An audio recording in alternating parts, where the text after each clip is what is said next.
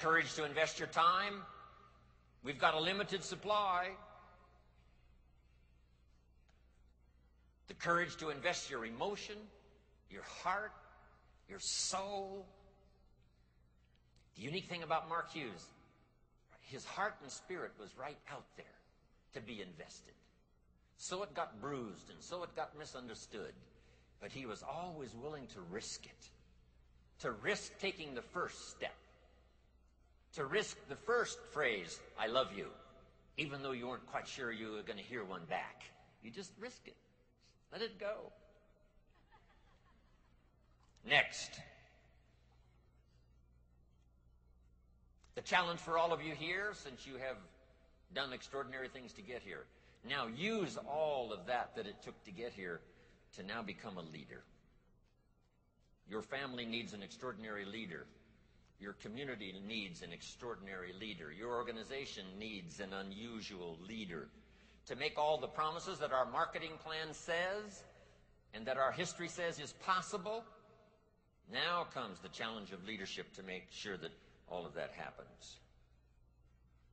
Here's the key now on leadership. Be willing to accept the opportunity and the responsibility. Become a leader to your customers. We've talked a lot about that yesterday. Helping customers through that early look at what we've got that could be the answer to their challenges. And sometimes it takes somebody to take them by the hand and say, hey, it's going to be okay. Let me show you. It's going to be okay. Let me show you. Become a leader and inspire your inner circle. Don't be the person who can inspire their organization but not their children. Help your organization set goals and help your children set goals. Help people make wise decisions about how to proceed and what to do with their time and their money. What to do with the opportunity so that it doesn't slip through their fingers and someday they'll regret that they let it get away. Next, I ask you to work on all of your skills and all of your gifts. It's been my challenge since coming from the farm country of Idaho. Working on my gifts, working on my skills so that they found a place for me. There's an ancient phrase that says this from the old prophet: if you work on your gifts, they will make room for you. If you work on your gifts, they'll make a place for you. You'll have a place to serve, a place to be effective, a place to have influence. If you work on your skills, work on your gifts. I've got to be one of the good examples. Look where my gifts have brought me. From the farm country of Idaho to Nashville, Tennessee. Wow. Of course, it's taken all of you in this journey of the last 23 years to do all of that. But I'm excited we had the opportunity. I'm just anxious for it to continue. Mark made his share of mistakes. Some of us that go back to the beginning, we're in on all of them. And it was an interesting list, both in products and marketing and judging people. He made his share. But jot this down because it's one of the best things I know to say about Mark Hughes. His list of virtues was so long, it overcame his short list of mistakes. We should all work to that our list of virtues is so long, it overcomes our mistakes. If you haven't made these notes before, this is a good time. When I first, 19 years ago, started traveling with Mark, I shared this little list. Here it is, number 1. For the things we want for the future, first, get serious. Serious about your own commitment. Serious about your goals for the future. Serious about being the best example possible of the Herbalife opportunity and the incredible, remarkable ability to enjoy good health from Herbalife's products. Get serious about your own personal development. This would be a good time to get serious, this beginning 2003, making new commitments for the future, especially from what we've heard these last few days by everybody's presentation. Next is to get smart. Learn everything you can. Here's what it takes: incredible patience to learn, because some good ideas come in strange packages. Sometimes you read a little small book and it's got 10 good ideas. And then you read a 500-page book and it's got 2 or 3 good ideas. But you've got to read both books. You have to have the patience to go through the 500 pages, and then maybe the excitement of going through just a few pages and getting a lot of ideas. But you must read both books. You can't just read little books. Yesterday, Tom gave us the 500 pages.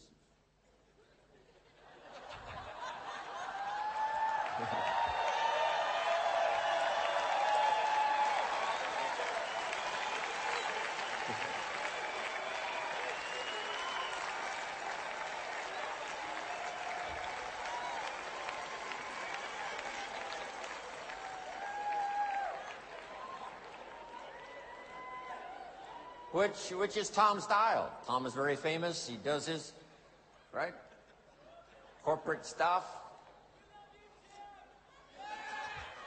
But fortunately for all of you today, I'm going to give you the little book today, not the big book.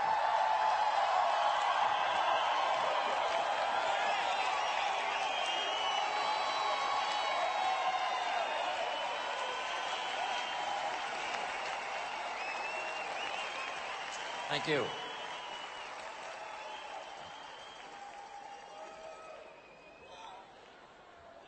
I do have one more thing to add to Tom's talking about the women.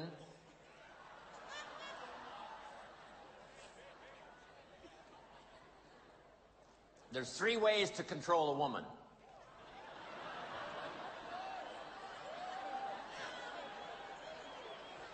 Three ways to control a woman.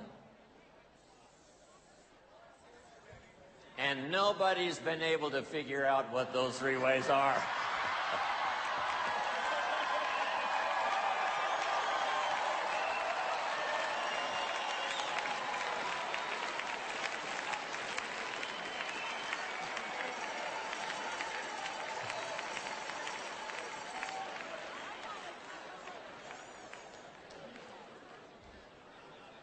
In America, women have access to 85% of the wealth of the country.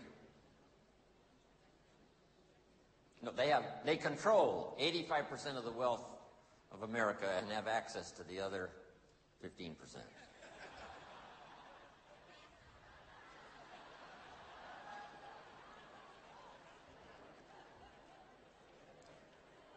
But here's what's exciting. No better place for women to shine than Herbalife. This is the place.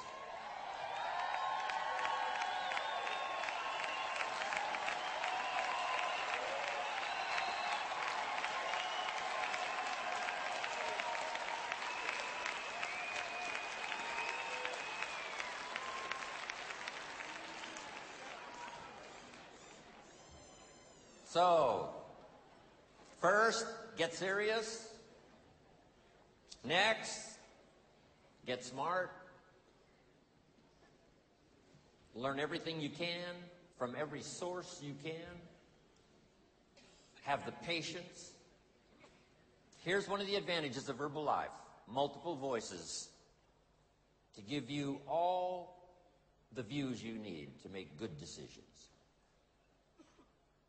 Some voices that are new, just getting started, but they've had such extraordinary success, we have to have them tell their story, share ideas. Some that have been around since the beginning, we ask them to share equally, so that we can get the perspective of how to organize our own lives, everything from time to money to life to family to business to skills to disciplines. The corporation has to be smart. Learn all they possibly can to be the best support system for all of us in the world. Next,